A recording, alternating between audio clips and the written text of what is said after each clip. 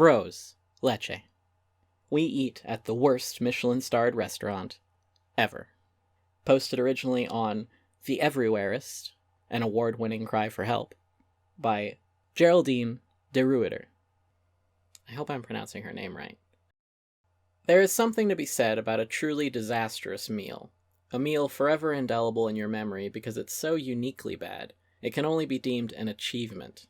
The sort of meal where everyone involved was definitely trying to do something, it's just not entirely clear what. I'm not talking about a meal that's poorly cooked, or a server that might be planning your murder. That sort of thing happens in the fat lump of the bell curve of bad. Instead, I'm talking about the long tail stuff. The sort of meals that make you feel as though the fabric of reality is unraveling. The ones that cause you to reassess the fundamentals of capitalism, and whether or not you're living in a simulation in which someone failed to properly program this particular restaurant. The ones where you just know somebody's going to lift a metal dome off a tray and reveal a single blue or red pill. I'm talking about those meals. At some point, the only way to regard that sort of experience, without going mad, is as some sort of community improv theater.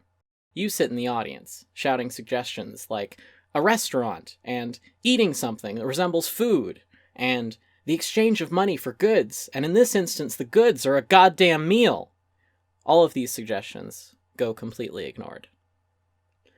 That is how I've come to regard our dinner at Bros, Lecce's only Michelin-starred restaurant, as a means of preserving what's left of my sanity. It wasn't dinner. It was just dinner theater. No, scratch that, because dinner was not involved. I mean, dinner played a role, the same way Godot played a role in Beckett's eponymous play. The entire evening was about it, and guess what? It never showed.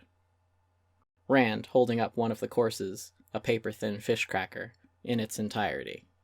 So, no, we can't call it dinner theater. Instead, we will say it was just theater. Very, very expensive theater. I realize that not everyone is willing or able to afford a ticket to Waiting for Godot, and so this post exists to spare you our torment.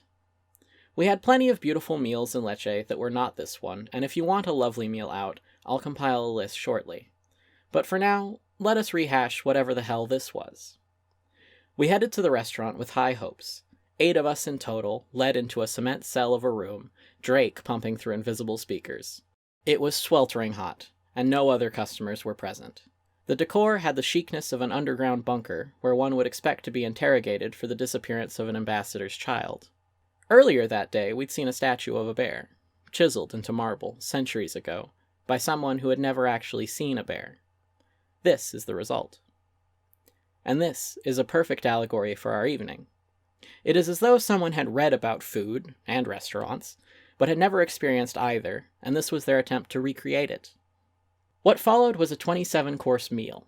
Note that course, and meal, and 27 are being used liberally here, which spanned 4.5 hours, and made me feel like I was a character in a Dickensian novel. Because, I cannot impart this enough, there was nothing even close to an actual meal served. Some courses were slivers of edible paper.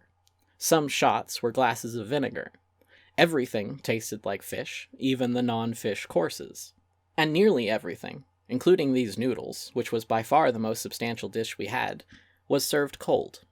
I've added the bread plate for scale. This was the largest course of the 27. We got 6 noodles and 1 piece of bread each. Amassing 2 dozen of them together amounted to a meal the same way amassing 2 dozen toddlers together amounts to 1 middle-aged adult. A course for 2 people at Bros. I've checked TripAdvisor. Other people who've eaten at Bros were served food. Some of them got meat, and ravioli, and more than 1 slice of bread. Some of them were served things that needed to be eaten with forks and spoons. We got a tablespoon of crab. This was a main course. It's about a tablespoon of food. I've tried to come up with hypotheses for what happened. Maybe the staff just ran out of food that night. Maybe they confused our table with that of their ex-lovers. Maybe they were drunk. But we got 12 kinds of foam, something I can only describe as an oyster loaf that tasted like Newark Airport, and a teaspoon of savory ice cream that was olive-flavored. A sliver of oyster loaf with foam. David's face here says more than I ever can. Teaspoon of olive ice cream. I'm still not over that, to be honest. I thought it was going to be pistachio. There is no menu at Bros. Just a blank newspaper with a QR code linking to a video featuring one of the chefs, presumably, against a black background, talking directly into the camera about things entirely unrelated to food. He occasionally used the proper noun of the restaurant as an adverb, the way a Smurf would. This means that you can't order anything besides the tasting menu, but also that you are at the mercy of the servers to explain to you what the hell is going on. Rand tries to figure out what part of this dish is edible. He cannot. The servers will not explain to you what the hell is going on. They will not do this in Italian. They will not do this in English. They will not play Pictionary with you on the blank newspaper as a means of communicating what you are eating. On the rare occasion where they did offer an explanation for a dish, it did not help. These are made with rancid ricotta, the server said, a tiny fried cheese ball in front of each of us. I'm sorry, did you say rancid? You mean fermented? Aged? No. Rancid. Okay, I said in Italian, but I think that something might be lost in translation, because it can't be rancido, he clarified. Another course, a citrus foam, was served in a plaster cast of the chef's mouth. Absent utensils, we were told to lick it out of the chef's mouth in a scene that I'm pretty sure was stolen from an Eastern European horror film. For reasons that could fill an entire volume of Time Life Mysteries of the Unknown, this item is available for sale in their gift shop, in case you want to have a restraining order filed against you this holiday season. Now, at this point, I may have started quietly freaking out. A hierarchical pecking order was being established, and when you're the one desperately slurping sustenance out of the plaster cast of someone else's mouth, it's safe to say you are at the bottom of the pyramid. We'd been beaten into some sort of weird psychological submission, like the Stanford prison experiment, but with less prison and more aspic. That's the only reason I have for why we didn't leave during any of these incidents. When a member of our party stood up during the lengthy stretch between courses to go have a cigarette outside and was scolded to sit down, when one member of our party was served nothing for 3 consecutive courses because they couldn't figure out how to accommodate her food allergies, when Rand was served food he was allergic to, repeatedly, because they didn't care enough to accommodate his, when a server reprimanded me for eating. These reconstituted orange slices, 1 per person, were a course. I asked if I could eat the real orange that had been served alongside it. We'd all gotten one, and I, at this point, was extremely hungry. Yes, the server said, annoyed, but you aren't really supposed to. He let me have 2 segments and then whisked the fruit away. No, we just sat there while the food was portioned out a teaspoon at a time, a persistent and sustained sort of agony, like slowly peeling off a Band-Aid. That's the problem with a tasting menu. With so many courses, you just assume things are going to turn around. Every dish is a chance for redemption. Maybe this meal was like Nick Cage's career. You have to wait a really long time for the good stuff. But there is good stuff. But no! We kept waiting for someone to bring us something, anything, that resembled dinner, until the exact moment when we realized it would never come. It was when our friend Lisa tried to order another bottle of wine. Would you like red or white? The server asked. What are we having for the main? She inquired. His face blanched. The main, madame. We're about to move on to dessert. We sat for a moment, letting this truth settle over us, because by now it had been hours, and at no point had we been served anything that could be considered dinner. There was one time when I thought it might happen. The staff placed dishes in front of us, and then swirled sauces on the dishes, and I clapped my hands, excitedly waiting for something to be plated to top these beautiful sauces. Instead, someone came by with an eyedropper, and squirted drops of jelly onto our plates. The meat droplet course. We've infused these droplets with meat molecules, the server explained, and left. I don't know if our experience was the norm. I've looked at TripAdvisor's photo for Bros, and other people who've gone there seem to have been fed actual food. Like, even this person, who was served the same weird meat droplet course, at least got it with a triangle of foamy-looking bread. Do you know what it's like to envy someone for a piece of foamy-looking bread? It's not great! There's no main?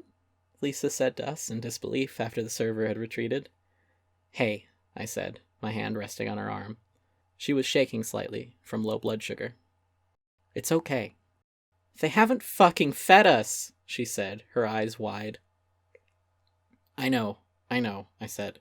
But look, we're in this amazing country, and I don't know about you, but nothing is going to stop me from enjoying tonight. She nodded.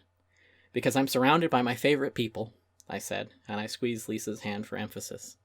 And I'm at my favorite restaurant. Lisa sputtered, laughing. No more food was coming, but there was something freeing in that. Because this meal had never been about us to begin with. It sure as hell wasn't about the food. And there was something glorious about finally giving up. We sat through a few more courses, including a marshmallow flavored like cuttlefish, and a dish called frozen air, which literally melted before you could eat it, which felt like a goddamn metaphor for the night. And then someone came and demanded we stand and exit the restaurant. Thinking we were getting kicked out, we gleefully followed. Instead, we were led across the street, to a dark doorway and into the Bros Laboratory. A video of the shirtless kitchen staff doing extreme sports played on a large screen TV, while a chef cut us comically tiny slivers of fake cheese. Rand was, of course, allergic to it. The bill arrived. The meal cost more than any other we'd eat during our trip by a magnitude of 3. They'd given us balloons with the restaurant's name across it, and the chef emerged and insisted on posing with us for a Polaroid that we did not ask for. We were finally released into the night, after every other restaurant had closed, ensuring that no food would be consumed that evening. That was abhorrent, we all agreed as we shoved the balloons into a dumpster. I'd made everyone take one, with the baffling logic that they'd somehow help offset the cost of the meal. We howled at how ridiculous it was, and how they'd poisoned Rand, how maybe we should have known that a restaurant named Bros was going to be a disaster. It was like an awful show that we had front row tickets to. But wasn't there something glorious about sharing it together? The way that a terrible experience makes you all closer. No, someone said, and we laughed even harder. P.S.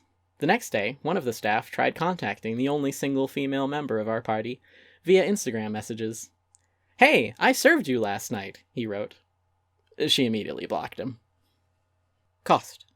A rather mortifying 130 to 200 euros per person. Note, the TripAdvisor reviews show a lot of elaborate courses, and these were all way more food than anything we ate. I cannot express to you how little we were fed, and I'm not a particularly big eater. Allergy and dietary restrictions were largely ignored. Recommendation. Do not eat here!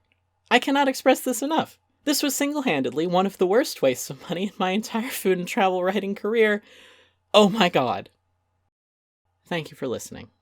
If you'd like to hear more things I've read, I read some Animal Crossing creepypasta, and it's alright. Thank you.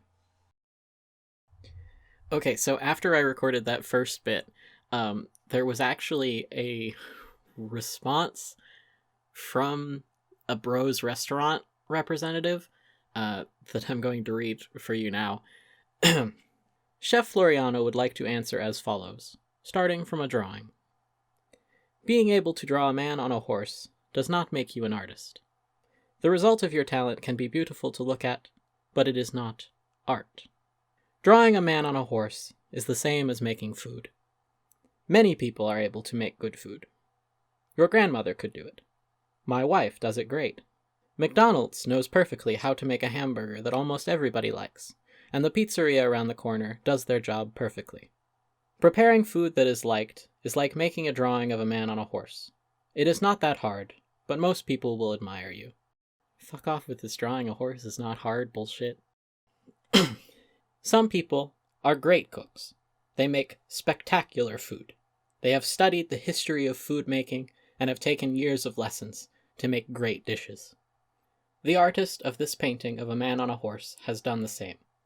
He's like the owner of a 3-star Michelin restaurant. A master chef. The problem with this artist is that many artists have made paintings like him. I admire the quality. It's well done. But I am bored with spectacular paintings like that. The Louvre and the Prado and the Hermitage are full with such stuff. It's impressive, but it's shallow. Contemporary artists are looking for new horizons all the time instead. They discover the unknown. They doubt everything, including themselves. They research every boundary. They even challenge the concept, art itself. What is art? What if food? What is a chef? What is a client? What is good taste? What looks beautiful? What is a man on a horse? Does art have to be beautiful? Not necessary. It has to challenge you to understand. If it's beautiful too, that's even better. Contemporary art does not provide you with answers, but offers you great questions. Contemporary cuisine should do the same. A chef should not offer easy answers, but challenge you with interesting questions. Contemporary art is not easy. The contemporary artist asks you to think about beauty, to doubt yourself, to trust his creative process, to follow his ideas. That is how revolutions are born. Here at Bros, we strive every day for avant-garde. We have undertaken this risk since we decided to return to our territory after international experiences. We invest to revolutionize it and make it grow with us. We know very well where we are and what we are doing. We would rather be attached to our work and the technical aspects of it. How can we respond? Only with our menu, because we are better with food than with words. We are used to talking with facts, working hard. We thank Mrs. XXX, I don't remember her name, for making us get to where we had not yet arrived. We are out of stock of limoniamo. Thank you very much. What is a man on a horse?